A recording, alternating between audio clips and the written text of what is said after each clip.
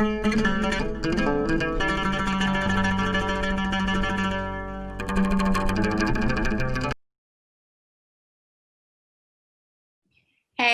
welcome to a conversation with Magid. My name is Samira and we are at the Somali Festival, online Somali Festival, pre-recorded interview or conversation, I'd like to call it, with Magid. My name is Samira. I'm a female British Somali producer based in the UK, and I have the pleasure of interviewing Magid. Magid, introduce yourself. Hi, assalamu alaikum everyone. My name is Magid. I'm a British Somali activist and writer of a new book called The Art of Disruption, a Manifesto for Real Change. I was also a Lord Mayor of Sheffield and a member of European Parliament for Yorkshire and the Humber. And yeah, that's basically me in a nutshell. Amazing. Thank you so much. And what brought us together is, firstly, the festival, which is incredible. And I've been to the festival many times over the years. And we're going to caveat. So it's Somali Festival, but I'm a British Somali and I speak both in Somali and English. So we're going to mix it up. So hopefully everyone can come along with the journey. How's that for you, Magid, as well? No, that's perfect. In honesty, like in my head, I think my Somali is like top tier levels of Somali, but I sometimes get told that my Somali is not as good as I think it is. But it's good enough, put it that way. But no, like it's a real pleasure to be taking part in the festival and getting the opportunity to speak with you, Samira. And so yes, I'm really excited. Amazing. Yeah. So yeah, we'll move on from the Somali because a lot of people have heard me speak Somali. And so we're actually going to be talking about the book. Everyone's got it. Got my copy. Read it, which is great. Firstly, I kind of want to go into the question of like, what made you want to write the book in the first place? No, great question. So I guess I was just doing so much, and I really just wanted to share the ideas that I had, what I'd learned. And of course, like you can do that through various means. Like, so I was writing op-eds about different things using social media, but I just kind of thought a lot of the times I really want to go more in depth with a lot of the things I was talking about. So I just kind of thought the book format was something that was really good at that. So then I was fortunate, I reached out and got myself a literary agent and then spoke with quite a few different publishers and then managed to kind of work up a deal. And then it was a case of just basically writing it. And I'll be honest with you, it was quite difficult to write in the sense of there was so much happening at the time and I was just struggling to find the time and I kept missing the deadlines, but I managed to basically get it done. And I was living in Brussels at the time, and basically once Brexit had happened on the 31st of January and my term came to an end, I stayed in Brussels for an extra month, just let myself in my apartment and wrote like pretty much most of the book at that time. But it was a real privilege. And I guess it was a time that kind of enabled me to kind of really sit down and reflect and get my thoughts across and stuff. And alhamdulillah, the reception's been really great. And yeah, it's just great the fact that it's out there in the world. Great. So obviously there's a couple of things you've touched upon, which I'd love to kind of circle back on. One is you missed the deadlines. Like, what happened? Why did you miss the deadlines? You said it was so busy. And then how did you manage missing a deadline for someone who feels like a writer who's missed a deadline and they're like, oh my God, this is the end of the world. What happened? Yeah, it was just like it's, and thankfully my editor really knew what was going on in the sense because working in the European Parliament was really difficult because Brexit it was at the height of Brexit and we're like, are we leaving? Are we not? And I guess when you haven't got the privilege of knowing you'll be in a role for a certain period of time, you really try and make the most of the opportunity at the time. And there was just so much happening. And I guess wants to make use of that opportunity at the same time, knowing that, right, I've got a book I need to write. And I guess I got the book deal before I actually got elected as a member of the European Parliament. So it wasn't, so, but honestly, they were really understanding and we managed to get it done because the book was meant to come out on May the 14th, but because that was during the height of the lockdown, they pushed it to September. So it was quite like, so there was like a national book, so there was so much stuff happened that was planned for, but the world has been changing quite a lot recently, and that's basically not been possible. So, but yeah, I can't complain, but yeah, it's just, I was really like, I was writing most of the time, like I wrote most of the book like when I was in Brussels, basically late at night kind of thing. But yeah, I'm happy with it. Amazing. So talk to me about the book and the chapters, because the chapters are really interesting headers for each chapter. Yeah. So I'll tell you in terms of how it kind of came about, the concept of the 10 manifesto points. So in Sheffield, we've got a big music festival called Tramlines Festival. And they approached me and they were like, and it's when I was Lord Mayor, and they were like, Magid, we've got this massive billboard. You can have whatever you want, and you can put whatever you want on the billboard. And I was like, what the heck do I put on this billboard, like to promote it, to advertise? And then it was like, right, it's the 10th year anniversary of the festival. I was like, something around 10. And then I was like, oh, if I was to write Sheffield 10 commandments, I guess aren't exclusive to Sheffield, it's practically universal themes, what would it be? And I basically came up with those 10 kind of headers. And then that was the Sheffield's 10 commandments. And that in itself kind of caused a bit of a stir online and the press, and people like, some people took it out of context, some people, 99% of people absolutely really engaged with it and really loved it. And then basically I just thought there were 10 big themes and ideas I can really explore and go into more detail, more depth on, basically. And then I thought that would be the backbone as a manifesto and like for real change. And I basically just broke down. So you've got like stuff like be kind, like tell your ma you love her, don't be a prick. So he's got quite a few, and they all kind of touch on different social aspects and stuff. Basically, that was how then, when I was writing the book proposal, I knew that was basically 10 chapters I really wanted to kind of go into a bit more detail. Of course, as well, it's the book in itself is a guide to being courageous, doing better, and disrupting the kind of age-old power structures, whether that be in work, life, and politics. But I guess using stories from coming to the country with my family, growing up in a post-industrial northern city in Sheffield, my time as a local councillor, Lord Mayor, and member of European Parliament, as well as so many other things. And there's a lot of anecdotes that kind of help and highlight certain parts of the book as well. Fantastic. If I asked you what was your favourite chapter that you wrote, which one would it be? Oh, God. The hardest one to write was, what was the hardest one? I guess my favorite one was probably Tell Your Ma You Love Her. Whereas I guess it was the part where it was me kind of giving, like, basically just appreciating people and just showing gratitude and stuff. So that was, I would say, my favorite chapter. And I guess Don't Lose Hope was probably the hardest one to write, just because a bit, I don't know, it was being a bit more vulnerable, shall I say, than compared to the other chapters. That was probably the most difficult to write. But yeah, it was tough to write at times, but I was really happy with it. Yeah. And the one about your mother, is that Tell Your Mum You Love Her, like, where did that spark come from, that inspiration to write that? Yeah, I guess it's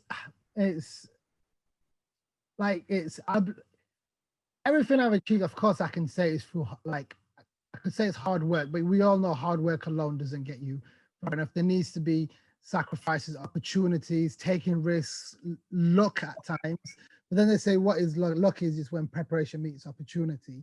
But I've got so much to be thankful for, like, whether that be like my mother who made sacrifices, friends that grounded me, people in Sheffield and Yorkshire that put their faith in me and voted for me.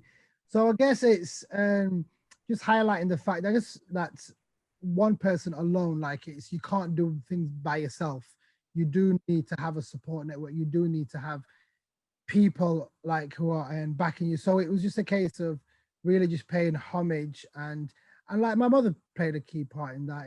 She made like the ultimate sacrifices, and it was just, I guess, a way I kind of wanted to kind of give something back. And even like at the front of the book, when I was like dedicating it to, I just basically dedicated it to Hoima and my mother and Sheffield and for anyone that really dares to hope. So it was, I guess there is a theme of like Hoima playing throughout the book, but just because she, I guess, played a pivotal role, and I just wanted to kind of course, just express gratitude, but kind of just also let us know the importance, that important role that she played. And how did your mum take it when the book came out? Yeah, way farahday. She was really, really, she was like really happy with it, and really, like, yeah, she was really, I guess, like, because she was, I've never really I wasn't much of a reader growing up. and even writing. Like it's before I wrote the book, and I'd write a lot of op-eds and about different things for different like media outlets and stuff. Yeah, so I guess this is the most I've ever written.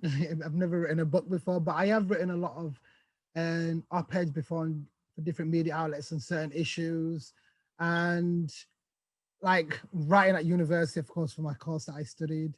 But I guess I really got into books when I was an adult and I started to read a lot more. And I didn't really used to appreciate it. And it was my sister that used to be the one who was a bibliophile and used to really read a lot of books. And I just never really understood how someone could get so much enjoyment and knowledge just from a bunch of text in a book when I was younger.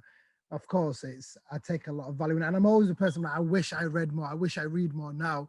And I'm always having to remind myself that buying books and reading books are two different hobbies. So it's not good just buying books, you need to read them. I have a lot of books on my shelf. Yeah, I've got a lovely like book cabinet where I put it. It's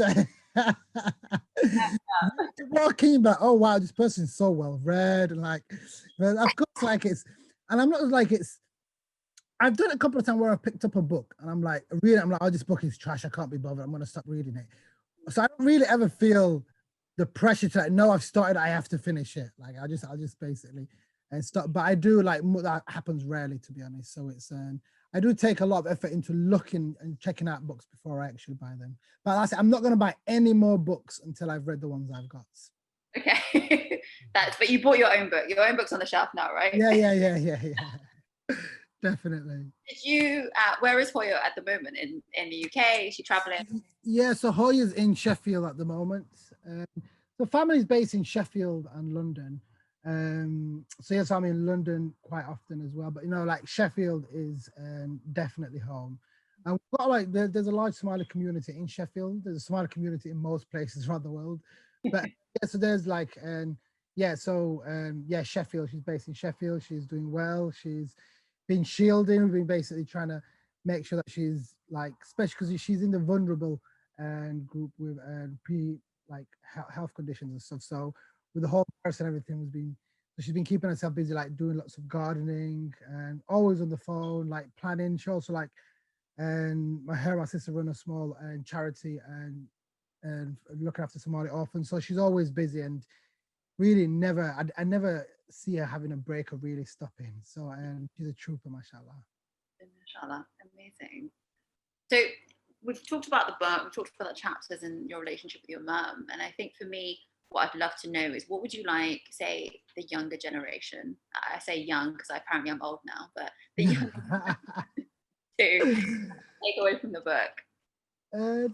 I guess it's if you really want to, in terms of like what, like if you want to make a change, whether that be big or small, and this kind of like will kind of like, I guess, inspire, but also kind of give tips and guides. If you're fed up with those in power not listening or passively acting out the norm and telling same thing that they've always done it like this and they're not really wanting to change, it's a good place to start. But I guess honestly, a lot of young people, mashallah, they're really, really talented, and especially the Somali people, whether that be in universities, mashallah, they're really engaged, with that being societies or even a student union and execs getting elected into even like local politics and councils. So much, it's amazing to see so many like young Somali people being active in civil society. And of course, like shout out to Somali girls, like they're the ones who mashallah are doing the most. But yeah, it's honestly, it's amazing to see. And a lot of times it's giving young people the space because they have got the skills and they have got and at times it's giving them the space and the tools so they can actually grow. But a lot of time as well, it can be just empowering them because it's like, even fair enough, like it's, alhamdulillah, I'm fortunate enough that I've done lots of kind of interesting things and I had lots of opportunities, but it'll be so selfish of me if I didn't give something back. So even when I was like working as a counselor, so, like throughout my life, I've always been mentoring a couple of young people, whether that be just giving them advice or whether that be just hooking them up with different people that can help them or in the area that they're focusing on. But it's a real part of everything I do just to kind of make sure that I'm giving back, because that's the only way we're really going to be able to kind of grow and really have influence is by that exchange of knowledge and kind of passing that down and really uplifting each other. And it's honestly, well, I'm always in awe just to see, I'm always seeing lots of positive news stories about what Somali people are doing, young people across the board and are doing. A lot of the time, it's the adults that have really been failing, in my opinion, and in terms of failing young people. And they're the ones like that give me hope and inspiration a lot of the times as well. So, and so yeah, basically, like, yeah. So it's I'm very optimistic. I'm very hopeful in terms of what young people are going to achieve, and especially the young Somali community and across the UK. Amazing. So at the beginning of the book, you discuss sections around your journey into politics and what that felt like. And what I'd love to know is there's a moment in there where you talk about that moment where you decided to do something about what you really need, what you can about. Through that moment, like what was going through your head? Did you think you would be where you are today? Not at all. Like I never planned I never really much had much of a career plan, in all honesty. Like it's first of all, like, I went to university and I was really desperate to go to university just because I knew the opportunities that university was going to give me. And I've just always been someone who's wanted to see more of the world and just, I guess, learn new things and stuff. So when I went to university in Hull, and not many people might not know where it is, but it's a like in the northeast, and yeah, it's like people don't really ever go through Hull because it's at the end of the train line, so you have to purposefully go to Hull. So, but it's so I went to study aquatic zoology at university, and I never really had much of an ambition of being a marine biologist or going into conservation, but it was just something I was really interested at the time. But I guess then one thing led to another. I got like involved in my university students union through the MMA club, which I was part of. And then once I kind of came back, I remember it was 2014 and it was during the rise of Nigel Farage and UKIP. And I just remember thinking to myself, with this, like with everything that's happening with the rise of like so much rhetoric of fear, hate, and division, with so much happening, I thought to myself, if I can at least make my small part of the world, my Sheffield, my community, that bit better, that's at least me having some sort of positive contribution, not knowing necessarily what that may end up being or where it will take me or anything like that. It was just like, I'm just going to do something because I was tired of complaining, and I just realized I couldn't keep on asking the wrong people to do the right thing. So I was like, I'm just going to take up on myself. And I guess at that point, it was a lot about learning about local democracy, and I'd watch a lot of YouTube videos. I would read things just to get my head around how things worked and how politics worked, because I wasn't party political. I guess I've always been someone who cares about certain issues. So like when I was in university and I got elected student union president, I knew I wanted to eradicate the hidden cost of university fees. I knew I wanted to campaign for better sports provision. I knew I wanted to campaign for tuition-free education. So in terms of party politics, it was only later on I kind of decided to kind of get involved in that. And then I was like, in my local community where I lived, the local library was going to get closed, and I kind of got involved in a campaign to save the local library from closing, and then ended up joining the Green Party purely because a lot of my values and principles aligned with them. And even at the time, the Green Party was the only party that had a red line against austerity, that stood up for free education. And so I basically just joined, and I decided to stand as a local councillor where I lived, and then actually stood and got elected, alhamdulillah. But what was really interesting was where I was standing to be a councillor, it was Somali community and that lived there. So it was interesting because a lot of them, I'll be quite frank, a lot of them didn't have much faith because we've never had a Somali councillor in Sheffield before, even though that there's a large Somali community, and the Somali community are really engaged. But I guess they all vote Labour, so like it's my family and stuff. But it was like they were like, why are you standing for the Greens and you haven't even got a chance of like winning anyway? So legit, like it was, I don't think like it's only once they saw that I got elected, they were like, oh wow, mashallah. And it's, of course I get it. It's like, we've all been socially conditioned in some capacity, like with Somalis or not, to kind of expect what a politician looks like or what their background is and everything like that. So a lot of times people, even like when I remember when I was Lord Mayor, even like when I was member of European Parliament, people struggle to believe, people that didn't know that I was a member of European Parliament, just because they're like, what, you? They don't understand. So I guess once I broke that barrier to become a councillor, and in Sheffield, being a Somali councillor, I did get a lot of support from the Somali community in Sheffield. But then it was also, I was like, it's like, yeah, it's great, but like, it's how can I get more Somali? I'll be honest with you, how do I get more Somali people involved in local democracy and actually become councillors? So once I got elected, I was like, right, the next seat, the next election, I'm gonna do everything I can to support another Somali person. So there's a Somali woman called Kulthum, and she's really engaged in the community. She's got children, and I basically supported her and kind of like helped her to stand, and she got elected as a councillor. And as well, so then we had two Somali councillors in Sheffield, and it's quite fun. And they all both happen to be in the Green Party, which is like traditionally people are like, what? Because I guess like even like my family, I guess people just assume that we'd be Labour, but it was just I'll be honest with you, like it's at the time the Labour Party just completely takes the Somali community for granted, and it was a case of like, well, we have got to say like our like voice matters, and we're gonna be represented whether. So it was, and plus like the Green Party in Sheffield, mashallah, they're really, really active, and I've got community at the heart of everything they do. So yeah, it worked out well, and I guess one thing led to another. And then when it was the European elections, we weren't even meant to have European elections because it was like we're leaving the European Union, and then we was like, no, we're forced to have European elections, and then we were having them, and I at the time I just remember thinking to myself, I just refused to accept that the future authors of our country will be people like Nigel Farage and Boris Johnson. I just believe that there was a better story to tell of Britain, and I wanted to play a role in that. And I was like, right, I'm going to actually stand.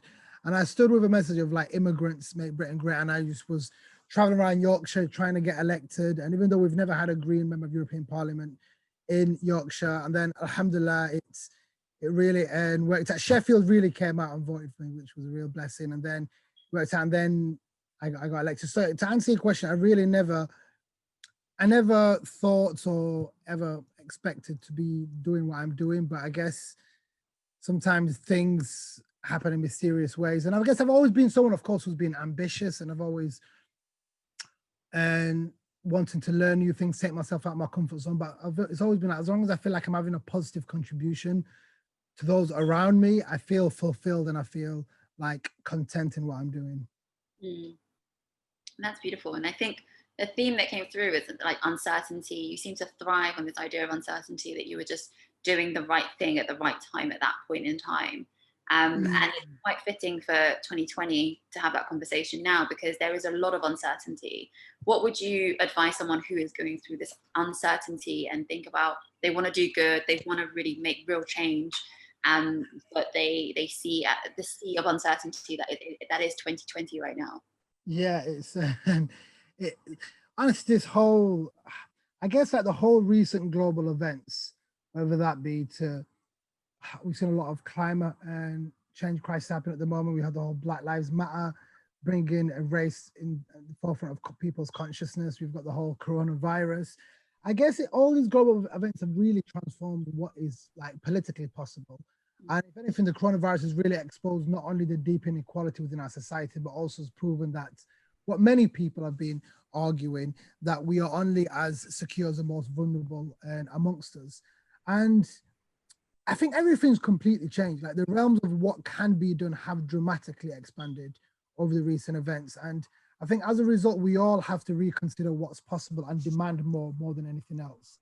So I get people are in despair, people are like really struggling, but I guess perspective can really change everything. Like I know as scary and painful and depressing as this year has been so far, it can also be a really massive opportunity to really enable us to grow, change what we desperately need to change, have that heart, but also like rather than just, I guess, accepting this year to be an absolute shit show, like it can really, and it is could prove to be the most important year of all. But that's for us to decide.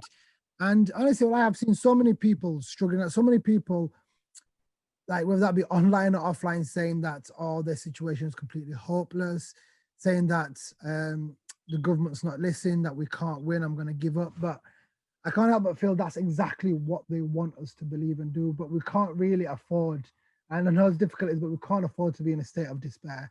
Like, it's not good for me, it's not good for you or loved ones. But it's also worth highlighting that the problems that we face didn't just come down from the heavens, like they were made by bad human decisions, mainly by men in suits. So like, it just takes good people to make good decisions, and it's upon us. And I guess it's what is disheartening is that, like, such a difficult moment, not just in the UK but abroad, that we've got the worst possible people running the country at the worst possible time, and that doesn't fill me with much hope. But it's we can't we can't give in. And I guess, and I know, like, throughout the book there's a lot of talk of hope in the book, but like, it's worth pointing out that hope in itself isn't really much of a strategy, but without a plan is basically just a wish. So that's why I guess, alongside being hopeful, we have to set goals. We have to really set goals and follow them through to actually, so that we are making meaningful action. And I get it. That hope is difficult because I guess it's in some sort of emotional risk, right? But I guess it's the fuel that we really need, that we can't ever let down, because the alternative is too bleak. So I just, yeah, it's just too bleak to kind of consider, and it's incumbent upon us to do something. That's amazing to hear, and I think you're right in terms of like hope and holding on to that, and holding on to, and hope is really just a wish, as you said, without a plan and action goals. And it's been a long haul, since the pandemic started in March in the UK specifically, or London specifically, or to say UK.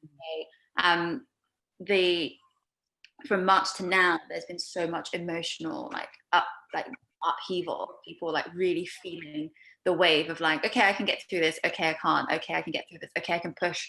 And as you said, I think it's really about holding on to that hope that there is another option. The alternative is bleaker.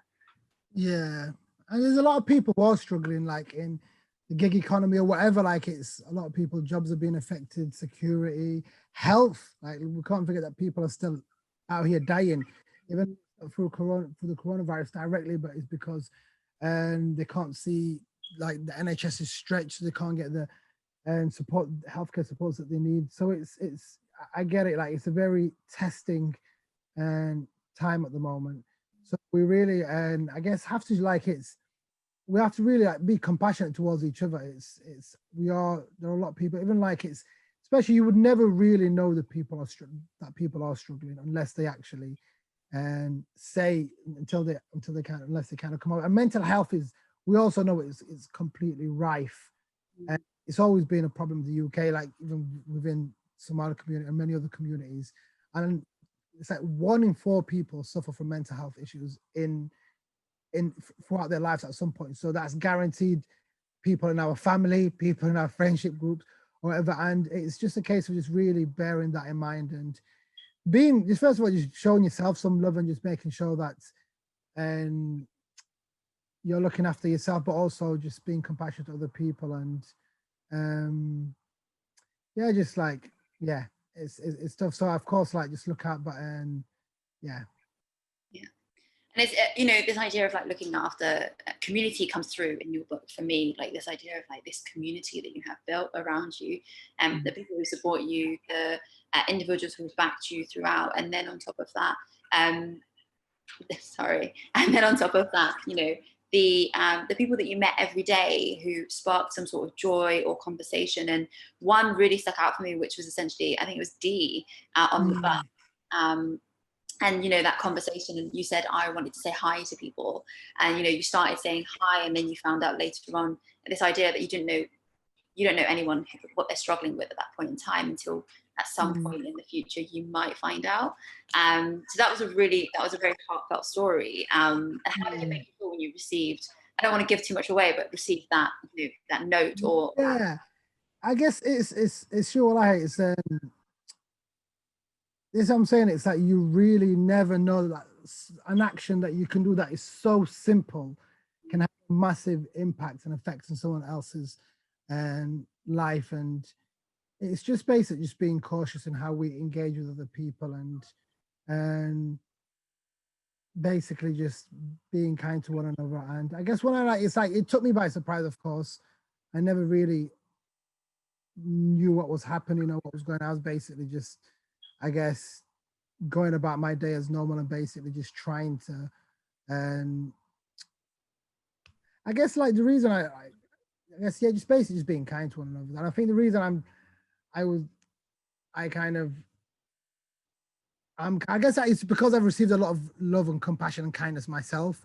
So I guess I really understand the value and importance of that. And I'm just someone, I guess, who's always, alhamdulillah, I'm always quite chirpy and quite, and glasses half, like half full kind of person. So I'm always just quite, and I'm sorry, it's just, yeah, and I'm just trying to give back as much as possible. And plus as well, like it's just, and yeah, just smiling and just being kind is part of the sunnah as well. And it's just basically costs nothing. Like legit, like it just costs absolutely nothing. And it's just, yeah. And it has a massive like positive effect as well.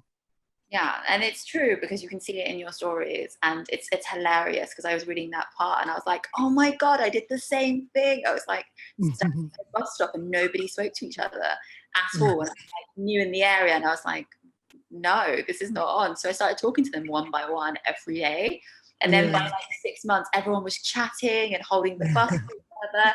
Like, hey, you didn't get on the bus yesterday. Like, where did you? Like, it was.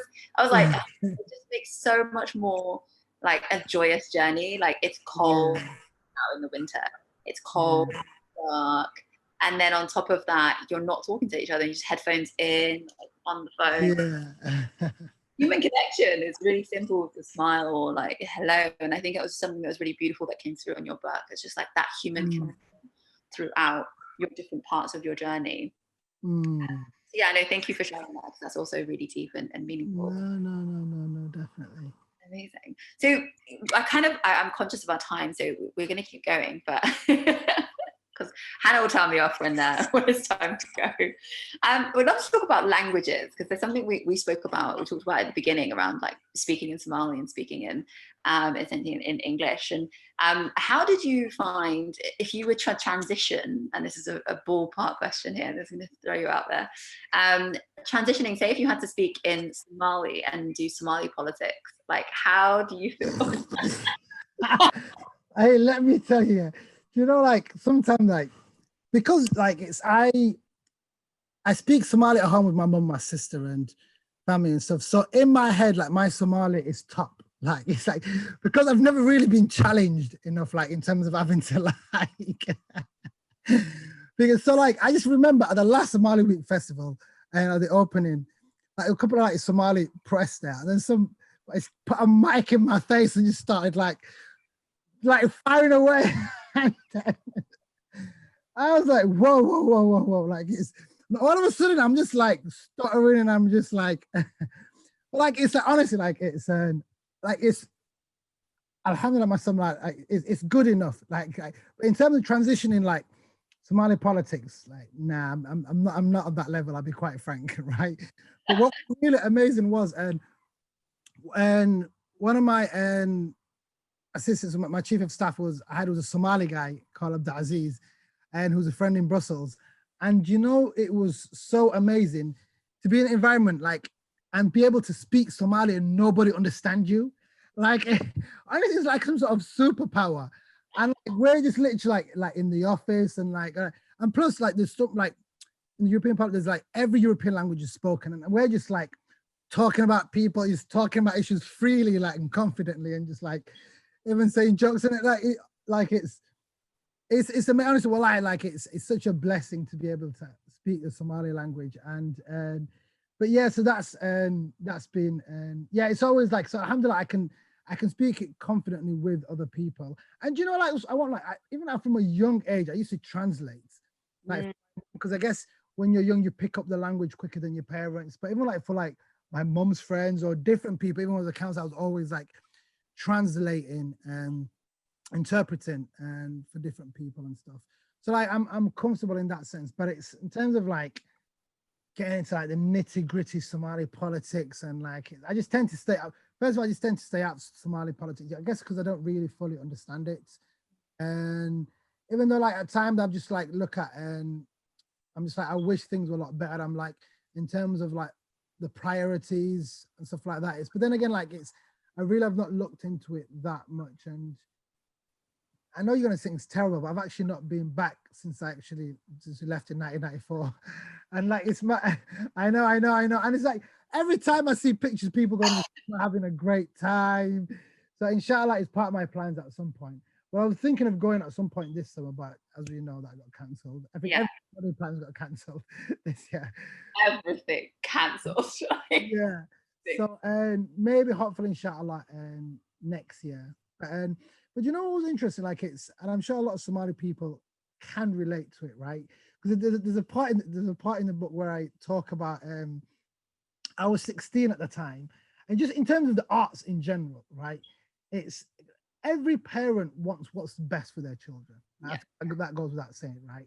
But parents equate success with what they know what success is.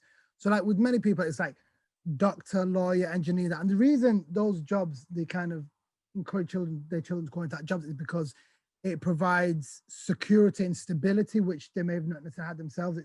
It's a good paid job, so you can have a good quality of life. And I completely understand, but the arts in itself, it was never an option. Like it was never seen as a viable route as a career, or that you can even make a success out of it. So I remember like when I was 16, I was just quite interested in the theater in general, right? And they had some sort of project, and it was like, oh, come get to be part of this community play at the Crucible Theatre, right? I've never done any theatre, and to be honest, I've always been someone who's been a bit adventurous and always wants to try new things anyway. But I remember I went out. It was like during the summer, just as I finished like school, and it was like a 8-week long thing, and we like rehearsing and then we performed at the Crucible Theatre, and there was no way I could tell any of my like family or friends what I was doing at all. So I legit just used to duck out and just used to kind of like go on. And I remember at the end when people were like, when it was like the performance day, people like bringing the family and friends, and they're like, "Oh, Magid, where's your family and friends?" And I was like, "Oh no, they're so busy that they just can't they can't do it." And I remember they kind of gave me the CD of the performance because we recorded it, and I just had it at home, right? And I remember my sister found that DVD. Honestly, like it's so stupid, right? And like I thought, oh my god, I've been exposed. Like so stupid. Like my sister was like, no, like, didn't say anything negative, anything like that. But it was just because, like, I don't know, it was just, I guess I just grew up in an environment where the arts was like, what are you doing? I'll be honest, even amongst friends, even friends were like, what do you mean you're going to the theater? Like derogatory. Like it was just like, it just was seen as if like it was completely like what are you like? But honestly, and what is it like? I remember because even when I was 18 and I worked for like every day for like 3 months to save up some money, like working in factories to go to do a bit of traveling. And I was really into like, I just wanted to like climb, like I just wasn't interested in climbing mountains. I know that's bizarre for an 18-year-old Somali boy in Sheffield, but I just was really interested. And then I saved up so much and I went to Swiss Alps to do some course and so. And I remember like even like my friend said like that's such a damn thing to do. Like, what are you doing that for? Like, I'm like, bro, but only when I came back and I was saying I was amazing, I did and showing pictures and like, oh my god, that's amazing. How can I do that? So I'm like, there's literally nothing stopping you from doing anything that you want to do it or anything like that. But it was, I guess, I don't know. I think a lot of people's like stereotypes or like what's possible has massively changed from then. And at times, like you have to see it to be it. And people have to see other people in those films. Even like the work you're doing, Samira, in film, like it's like a lot of Somali girls, a lot of Somali people in general, even like people of color background, seeing like, wow, she's doing amazing. Like I can also do the same thing, because at times people might not think some things are even a possibility, or they might even consider it, even though they may be amazing at it, but because they may think that's something that's not built for them or designed for them. And it's important that people like yourselves and other people doing amazing are continually, I guess, breaking down those barriers. No, I completely agree with you. I think it's interesting because another question I was going to ask you earlier was like, how did your mum take it going to politics? Because going back to our question a minute ago around Somali politics, me saying I'm going to Somali politics, my mum would be like, yeah, no, my you know, like that's a whole different ball game. But like, it'd be interesting to see how your mum took it from that perspective. My mum, listen, there's plenty of conversations around the fact that my mum, me said creative arts. She's like, yeah, does that pay? What is that, lawyer, doctor? I got there though, and I think what's really lovely to see at the moment is the wealth of Somali individuals, creatives, non-creatives, all in different spaces, and we can see each other, and we can say, "Oh my God, there's another person that looks like me," and we can talk in Somali in random places and be like, "Hey, okay, what's the halakat now?" Very quickly, like, yes, okay. But like we feel that like we belong in that space even more so because there's another person in that space who looks like us and has our culture and eats our food and all of those things. And I think that's really beautiful. But I would love to ask you, like, how did your mum take it when you said you were going to British politics? I've always been the sort of person that I never really used to say what I was doing, or in terms of like, until I've done it or I've achieved something, because I don't really like. You have a recording of it, like, till they find the recording, basically. Yeah.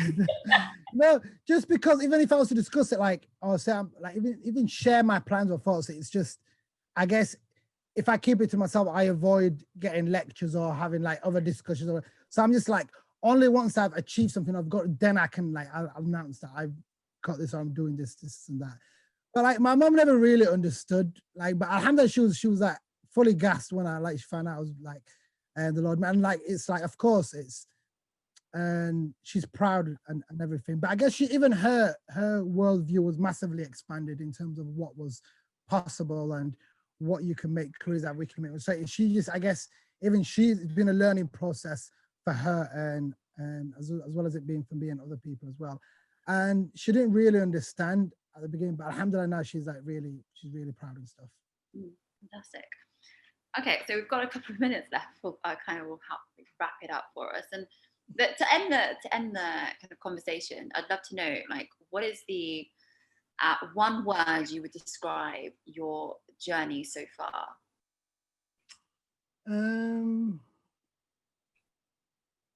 Wow, if there was one word I'd probably, I guess, describe the journey as being probably, I'd say, an adventure. It's been highs and lows, and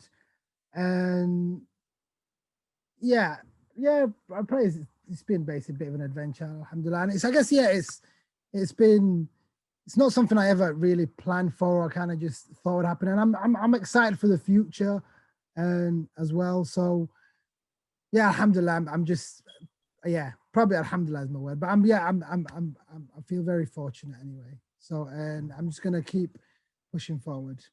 Great. And then the other question is, if you could travel to one place post Corona 2020, where's the first place 2021, where are you first going? First place I would go is,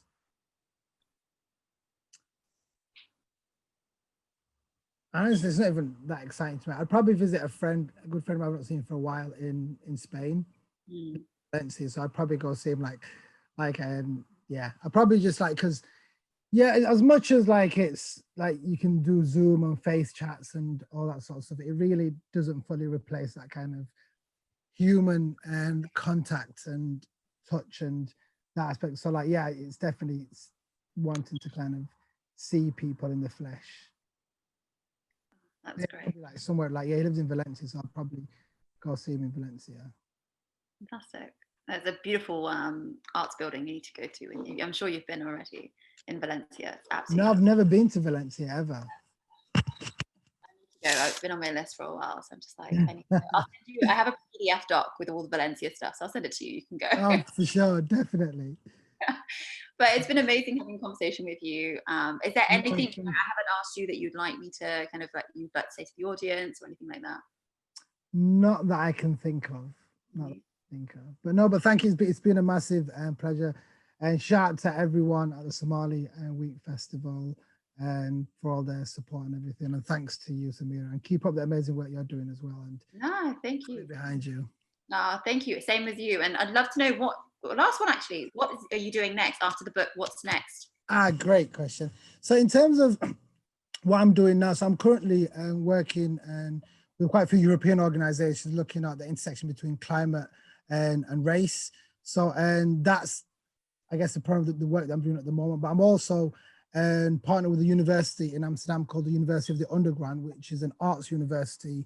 And I'm heading up a new program called New Politics and Afrofuturism. And so that started 2 months ago, but the program call starts next week basically, and it's until March next year. It would have been in Amsterdam, but it's just all online at the moment. So that's the other thing I'm doing. I'm also working as a creative advisor for, and I don't know if you had a festival 2022, which is happening and in the year 2022. But so yeah, so it's in terms of like at the moment, it's the areas I'm working on, mainly just on the climate and justice work I'm doing, and the work I'm doing at the university. And then I've to put it this way as well. I'm always someone who's never short of ideas. I've always got like something cooking or working on different things, and inshallah they'll also come to fruition and as well. So and yeah. Inshallah. Amazing. Thank you so much, Magid, for your time. And thank you again to Somali Week Festival for putting this conversation on. And thank you to Hannah, who's been facilitating today as well. Shout out to Hannah. Thank you, Hannah. So thank you so much, guys. Thanks.